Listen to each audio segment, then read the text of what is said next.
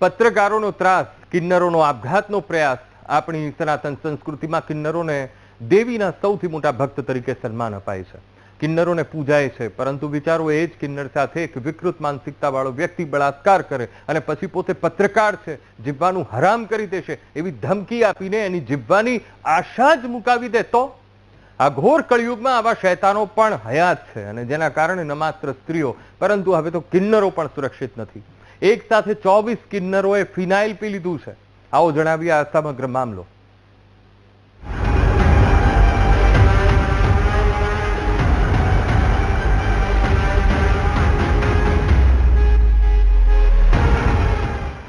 ચોવીસ કિન્નરોનો આપઘાતનો પ્રયાસ, કથિત પત્રકારના ત્રાસે વટાવી હદ, બળાત્કારથી આપઘાત વચ્ચેની દર્દનાક કહાની.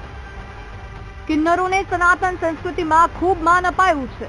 માં આજે શક્તિના સૌથી મોટા ઉપાસક તરીકે તેમને આપણે પૂજીએ છીએ, પણ સમાજમાં એવા વિકૃત રાક્ષસો પણ ભર્યા છે જે કિન્નરોને પોતાની હવસ સંતોષવાનું માધ્યમ સમજી બેઠા છે. વાત છે મધ્યપ્રદેશના ઇન્દોરના નંદલાલપુરા વિસ્તારની, જ્યાં કિન્નરો વચ્ચે ચાલી રહેલા વિવાદ વચ્ચે એક જૂથના આશરે 24 કિન્નરોએ ફિનાઇલ પી લીધું. 1-1.5 घंटे पहले हमको सूचना मिलती है नंदलालपुरा यहाँ पे किन्नरों का मकान वगैरह है, वहाँ पे कुछ हंगामा वगैरह हो रहा है, कुछ स्थिति बिगड़ रहे करके. उसके बाद हमारा सीनियर अधिकारी लोग एसीपी सराफा और एडिशनल डीसीपी सोनपुर वहाँ पे तत्काल मौके पे पहुँच जाते हैं. वहाँ पे ये पता चल जाता है कुछ किन्नर लोगों ने कुछ अज्ञात वस्तु को सेवन किया, उसकी वजह से कुछ लोग अस्वस्थ हो रहे करके. उसके बाद तुरंत हम लोगों ने एम्बुलेंस वगैरह को बुलवाया और एम्बुलेंस को बुलवा के लगभग टोटल 24 लोगों को हम लोगों ने नियर बाय एमआईएच अस्पताल था यहाँ पे पहुँचाया. अभी उनका ट्रीटमेंट चल रहा है. सभी 24 लोगों का स्थिति अभी स्टेबल कंडीशन में.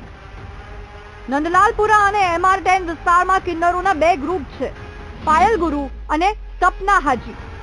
આ બંને ગ્રુપ વચ્ચે એક તરફ લાંબા સમયથી વિવાદ શરૂ છે, તો બીજી તરફ એક કિન્નર સાથે બળાત્કાર થયો અને સતત બ્લેકમેલિંગના કારણે કિન્નરોએ કંટાળીને આ પગલું ભર્યાનું પ્રાથમિક અનુમાન છે.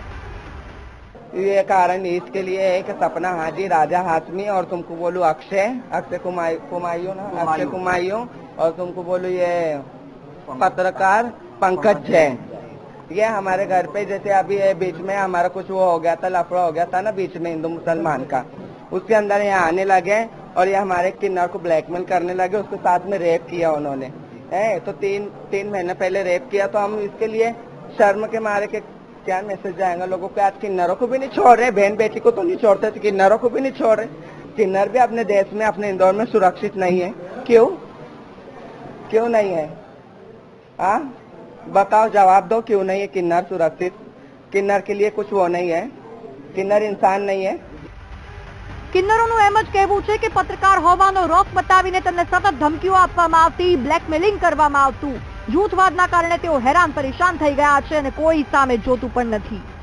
हमारी ये मांग है कि सपना हाजी पे कायमी की जाए, उसको गिरफ्तार की जाए, राजा हाशमी को गिरफ्तार किया जाए और पंकज जैन को गिरफ्तार किया जाए और तुमको बोलो अक्षय कुमायूं को भी गिरफ्तार किया जाए.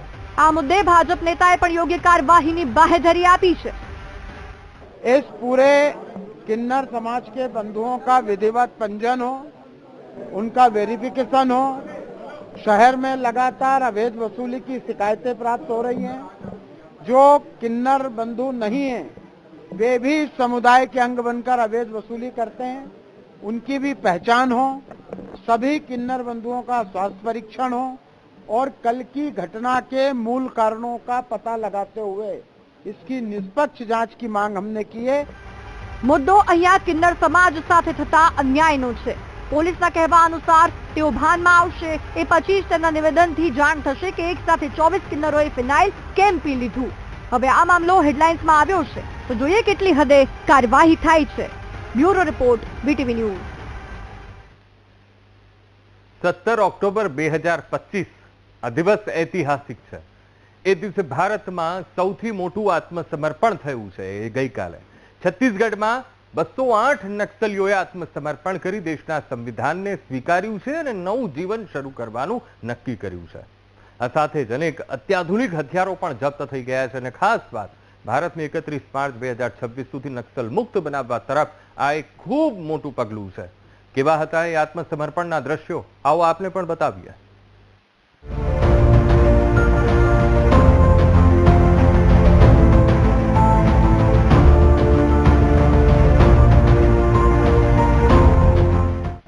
मैं सबसे पहले एक बात इस सदन में जिम्मेदारी के साथ बताना चाहता हूं, 21 मार्च 2026 को इस देश से नक्सलवाद समाप्त।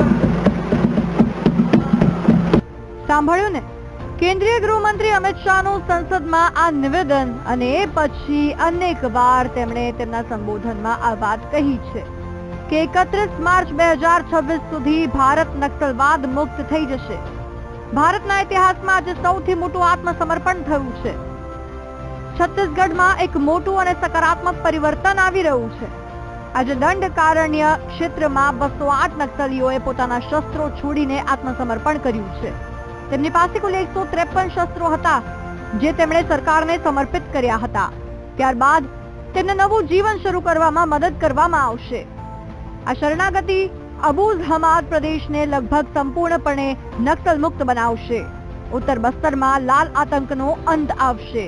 હવે દક્ષિણ બસ્તરમાં ફક્ત કેટલીક સમસ્યાઓ બાકી રહી છે. छत्तीसगढ़ ही नहीं देश के लिए आज के इस दिन को ऐतिहासिक दिन कह सकते हैं।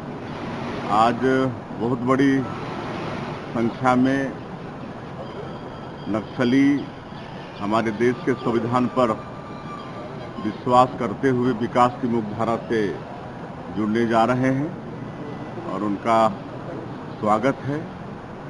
सरकार उनके लिए पुनर्वास के लिए और मतलब जो विकास की मुख्यधारा से जुड़ते हैं उनके लिए बहुत कुछ अच्छा सोची है। उनको अच्छा पुनर्वास भी देंगे, उनका स्किलिंग भी कराएंगे, रोजगार से जोड़ने का काम भी होगा, ये सब करेंगे। છત્તીસગઢ સરકાર અને કેન્દ્ર સરકારના પ્રયાસો રંગ લાવી રહ્યા છે. છેલ્લા 2 દિવસમાં કુલ 260 થી વધુ નક્સલીઓએ આત્મસમર્પણ કર્યું છે. 2 દિવસ પહેલા મહારાષ્ટ્રમાં પણ નક્સલીઓએ આત્મસમર્પણ કર્યું હતું. છત્તીસગઢમાં આત્મસમર્પણ કરનાર આ નક્સલીઓમાં ઘણા વરિષ્ઠ કમાન્ડરોનો સમાવેશ થાય છે. તેઓ જંગલોમાંથી બહાર આવી રહ્યા છે અને મુખ્ય પ્રવાહમાં પાછા ફરી રહ્યા છે.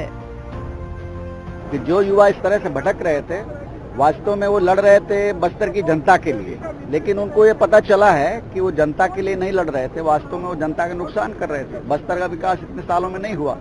अब अगर वो सब मिलकर योगदान करेंगे तो बस्तर आगे बढ़ेगा. આત્મસમર્પણ દરમિયાન ઘણા ઘાતકી હથિયારો પણ કબજે કરવામાં આવ્યા છે, જેમાં પ્રાચીન અને અત્યાધુનિક બંને પ્રકારના હથિયારો સામેલ છે. જણાવીએ કે અબુઝમાદ છત્તીસગઢનો એક ગાઢ જંગલ વિસ્તાર છે જ્યાં નક્સલવાદીઓ વર્ષોથી છુપાયેલા છે. તે ભારતનો છેલ્લો મોટો નક્સલવાદી ગઢ હતો. આજની શરણાગતિએ આ વિસ્તારને વર્ચ્યુઅલ રીતે નક્સલ મુક્ત બનાવી દીધો છે. ઉત્તર બસ્તર પણ હવે શાંતિપૂર્ણ છે. અહીં વિકાસ કાર્ય ઝડપી બનશે. રસ્તાઓ, શાળાઓ અને હોસ્પિટલો બનાવવામાં આવશે. લોકો ભય વિના જીવી શકશે. હવે એ દિવસ દૂર નથી કે ભારત સંપૂર્ણપણે નક્સલ મુક્ત થઈ જશે. Bureau report, VTV news. Welcome back. વિકસિત ગુજરાતમાં હજુ તો ઘણા વિકાસની જરૂર છે. તમે વિકાસ કરો તેની ના નથી, પણ તમે એ તો જુઓ કે તમે કોના ભોગે વિકાસ કરી રહ્યા છો. તમે કોઈની રોજી પર લાત મારીને વિકાસ કરો તો એ વિકાસનો શું અર્થ રહે? કોઈની માલિકીની જમીન કે જેનાથી તેના પરિવારને 2 ટંકનું ખાવા મળતું હોય એ જમીન પર તમે વિકાસ કરો તો તે સાખી ન જ લેવાય. ચાલો કદાચ તેનું વળતર તમે આપો, એ જમીનના માલિકની મરજીથી તમે વિકાસ કરો તો પણ યોગ્ય ગણાય, પરંતુ તેની સાથે જબરદસ્તી કરો, તેની મરજી વિના આ નિર્ણય લઈ લો, પછી વિરોધની જ્વાળા ન ભડકે તો બીજું થાય શું? અને આવું જ થયું છે સાબરકાંઠાના હિંમતનગરમાં. आओ बताविए अंधेरी रात में शांति थी करतो विरोध जे गमे त्यारे आक्रमक बनवानी शक्यताओ रहेली छे।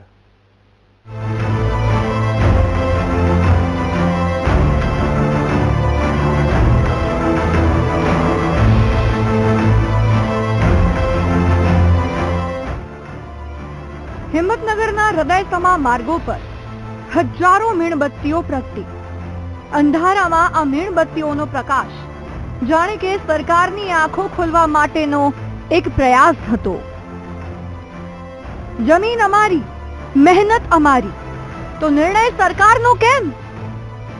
आ सवाल पूछी रह्या छे हिम्मतनगरना हडियोल, बेरना, कांकणोल सहित 11 गामना खेडूतो, जेमना मनमा सरकारनी विकासनी नीतिने लईने असंतोष छे.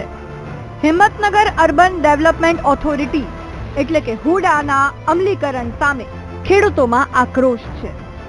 હુડાનું નોટિફિકેશન ભલે વિકાસનું ગાણું ગાતું હોય, પણ તેની પાછળ છુપાયેલી 40% જમીન કપાતની જોગવાઈ ખેડૂતોની જિંદગીને ઉજ્જડ કરી નાખે તેમ છે। 40% જમીન એટલે માત્ર જમીનનો ટુકડો નહીં, પરંતુ પેઢી દર પેઢીની મહેનત અને આજીવિકા। પોતાના ખેતરો ગુમાવવાના ડરે ખેડૂતો રોષે ભરાયા છે।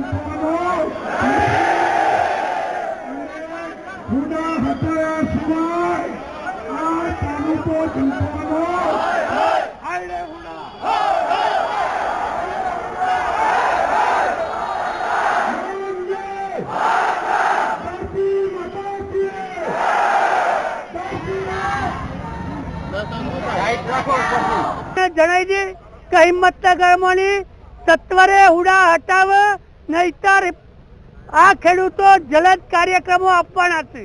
અમે હુડા કોઈ પણ સંજોગે હટાવ્યા વગર રહેવાના નથી। સરકાર કોઈ પણ સંજોગે અમારી માંગણી જો ન સ્વીકારે તો અમે છોડવાના પણ નથી। અમારી 1 ઇંચ જમીન અમારા લોહીની છેલ્લા શ્વાસ સુધી અમે છોડવાના નથી। હજારો ખેડૂતો અને ખેડૂત પુત્રો તથા તમામ લોકો ઘર બાર બંધ કરીને આજે આ કેન્ડલ માર્ચમાં જોડાયા છે। સરકારશ્રીને અમારી વિનંતી છે કે ખેડૂતોની આ બરબાદી થતી રોકો।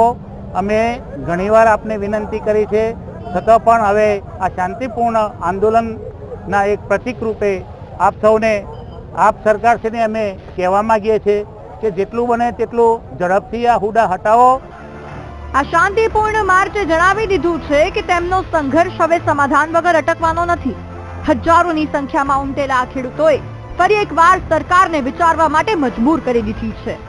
ખેડૂતોનું સ્પષ્ટ કહેવું છે કે હાલ તો શાંતિપૂર્ણ માહોલમાં વિરોધ કર્યો, પરંતુ જો સરકાર નહીં માને તો ગાંધી ચિંધ્યા નહીં, ભગતસિંહના માર્ગે આંદોલન થશે।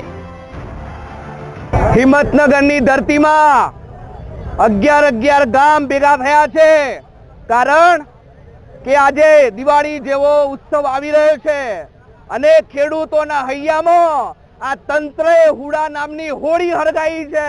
એનો અમે સખત શબ્દોમાં વિરોધ કરીએ છીએ અને આજે કેન્ડલ માર્ચ દ્વારા અમે આ હુડા જે પણ લોકો લાયા છે એમને સંદેશો આપવા માંગીએ છીએ કે આ કેન્ડલો આ સાબરકાંઠાની મશાલો ના બને એની ખબર રાખજો તમે। સવાલ એ થાય છે કે સરકારને ખેડૂતોની વેદના કેમ નથી દેખાતી? ખેડૂતોની જમીન ખાઈને વિકાસ કેમ કરવો છે? અન્નદાતાના પેટ પર લાત મારીને શું મળશે? આવો ખોટો વિકાસ નથી જોઈતો તો કેમ થોપો છો? ખેડૂતો તો લડી લેવાના મૂડમાં છે। હવે તેમની આ પીડા સરકારની આંખે ક્યારે આવશે તે જોવું રહ્યું। Sandeep Patel, VTV news, Sabarkantha.